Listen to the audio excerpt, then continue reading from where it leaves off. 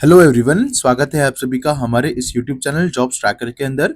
आज हम डिस्कस करने वाले हैं एक बहुत ही इंपॉर्टेंट टॉपिक जो कि रहेगा आपका लेऑफ्स के रिगार्डिंग सारे फ्रेशर्स और आईटी एम्प्लॉयज़ के लिए। तो प्लीज़ इस वीडियो को एंड तक ज़रूर देखिए और जानने की कोशिश कीजिए जो भी पॉइंट्स हम आपके साथ शेयर करने वाले हैं उन सब पॉइंट्स को। तो चलिए आगे बढ़ते हैं, बट आगे बढ़ने से पहले एक छोटी सी रिक्वेस्ट है आप सभी व्यूअर्स के लिए। प्लीज़ हमारे इस यूट्यूब चैनल जॉब्स ट्रैकर को सब्सक्राइब कीजिए। ये बहुत ही इंपॉर्टेंट रहेगा आपके लिए और हमारे लिए भी। आपके लिए इसलिए बिकॉज़ हम जो भी आपके लिए वीडियोस बनाते रहेंगे इन्फॉर्मेटिव, और ये सारी वीडियोस का अपडेट आपको तुरंत मिल जाएगा। उसके अलावा जब भी हम आप हमारे चैनल को सब्सक्राइब करते हो या फिर वीडियो को लाइक करते हो, इससे हमें बहुत ज़्यादा मोटिवेशन मिलता है ऐसे ही इन्फॉर्मेटिव वीडियोस आप सभी के लिए बनाने के लिए। तो चलिए आगे बढ़ते हैं। तो सबसे पहली और इम्पोर्टेंट चीज़ जो है, टीसीएस और इन्फोसिस के जो सीईओज़ हैं, वो सब बहुत लोग प्रेज़ कर रहे हैं जेन एआई को। और जेन एआई की वजह से क्या-क्या डिसरप्शंस होंगे इंडियन मार्केट में, उन सभी की वजह से बहुत सारे आईटी एम्प्लॉयज़ ऐसे हैं जो बहुत ज़्यादा परेशान हैं कि उनकी जॉब चली जाएगी या नहीं जाएगी। तो उसके ऊपर बहुत सारे सीईओज़ जो है पॉजिटिव ले रहे हैं साइड, और बहुत सारे सीईओज़ जो है नेगेटिव साइड भी ले रहे हैं कि बहुत सारे लोगों की जॉब जाएगी। रिसेंटली टीसीएस के जो सीईओ है क्रेग कृतिवासन, उन्होंने भी कहा है कि जो भी सारे बीपीओ ऑफिसेस है या फिर बैकएंड सर्विसेज है, ये सारी सर्विसेज के जॉब्स जाने वाले हैं। मतलब बीपीओ या फिर कॉल सेंटर्स, ये जो भी सर्विसेज है, सबके जॉब्स जाने वाले हैं आने वाले दिसंबर के बाद से।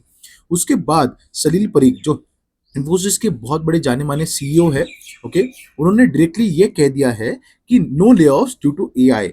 उन्होंने एक बहुत बड़ी कमिटमेंट की है और फाइनली बहुत बड़ी गुड न्यूज़ है सारे एम्प्लॉयज़ के लिए, खासकर इन्फोसिस के एम्प्लॉयज़ के लिए। उन्होंने कंफर्म किया है, एक उनका इंटरव्यू हुआ था रिसेंटली, उसके अंदर उन्होंने बोला है कि company has no plans for job cuts due to the adoption of generative AI. Speaking to CNBC TV 18, Parik emphasized that Infosys is not considering right sizing, downsizing, or any form of job reductions linked to Gen AI. Unlike other companies, Infosys sees technological advancements as opportunity for growth and expansion rather than workforce reduction. तो यहाँ पे उनके CEO ने directly mention किया है कि वो कोई भी डाउन साइजिंग या फिर राइट साइजिंग या फिर ऐसे कुछ भी रिडक्शन नहीं करने वाले हैं उनके सारे एम्प्लॉयज़ के लिए। मैं आपको बता दूं कि इन्फोसिस के मोर देन 3.5 लाख एम्प्लॉयज़ है, it is around more than 4 lakh also, okay. और उनका जो हेडकाउंट है वो भी गिर रहा था टीसीएस के जैसे ही, और वैसे बहुत सारी कंपनीज है जिसका हेडकाउंट अभी गिर रहा है, ओके। बट डेफिनेटली टीसीएस और इन्फोसिस और एसेंचर ने भी अनाउंस किया है कि वो बहुत ही जल्द हायरिंग शुरू करने वाले हैं। टीसीएस ने तो उनके एप्लीकेशन फॉर्म्स भी शुरू कर दी है, सेम लाइक एसेंचर। तो ये सारे लोग 2024 बैच को हायर करने वाले हैं। ये एक गुड न्यूज़ है सारे फ्रेशर्स के लिए।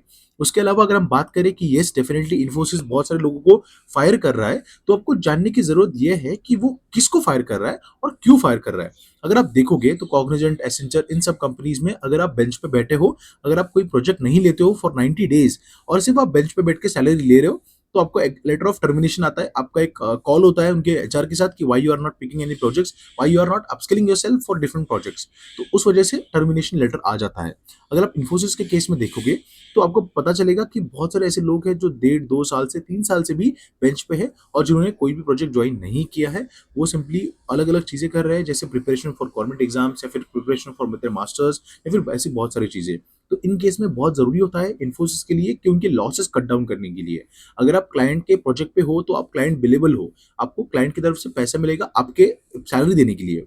तो उस वजह से इन्फोसिस ये चीजें कर रहा है जहां पे वो जो भी लोग बेंच पे है उनको फायर कर रहा है या फिर जो भी लोग परफॉर्म नहीं कर रहे हैं उनको फायर कर रहा है। एंड मेरे हिसाब से या फिर कंपनी के हिसाब से ये चीज उनके हिसाब से गलत नहीं है, बिकॉज उनको भी अपना प्रॉफिट देखना है, राइट। एंड डेफिनेटली अगर फ्रेशर्स जो है उनको फायर करने से क्या ही मिलेगा कंपनीज को, जो बड़े बड़े लोग हैं जो उनका पैकेज बहुत बड़ा बड़ा है, उनको अगर फायर करेंगे तो ही शायद से कंपनी के प्रॉफिट्स में सुधार आएगा। Definitely this is also one point, okay. तो हीटेड आर्गुमेंट भी हो सकता है इस चीज पे या फिर सॉफ्ट डिस्कशन भी हो सकता है, तो वो डिस्कस करना पड़ेगा। अगर आप चाहते हो कि हम ये पॉइंट एड्रेस करें और इसके ऊपर डिस्कस करें तो प्लीज हमें कमेंट सेक्शन में जरूर बताइए। अगर आपने भी कोई ऐसा एक्सपीरियंस फेस किया है तो हमारा एक ईमेल आईडी है business.aid@gmail.com, business.ared@gmail.com। इस पे आप हमें ईमेल कर सकते हैं। हम डेफिनेटली गारंटी लेते हैं इस चीज़ की, कोई भी आपका नाम डिक्लेयर या फिर कुछ भी नहीं होगा। हम बस एक्सपीरियंस शेयर करना चाहते हैं आपका और आपके फ्रेंड्स का, जो भी एक्सपीरियंस रहेगा हम पूरे व्यूअर्स के साथ शेयर करना चाहते हैं। तो प्लीज़ हमें इस ईमेल आईडी पे आपके सारे आपके जो एक्सपीरियंस है बेसिकली वो बताइए, okay. Thank you for watching this entire video guys, hope you all have a great day.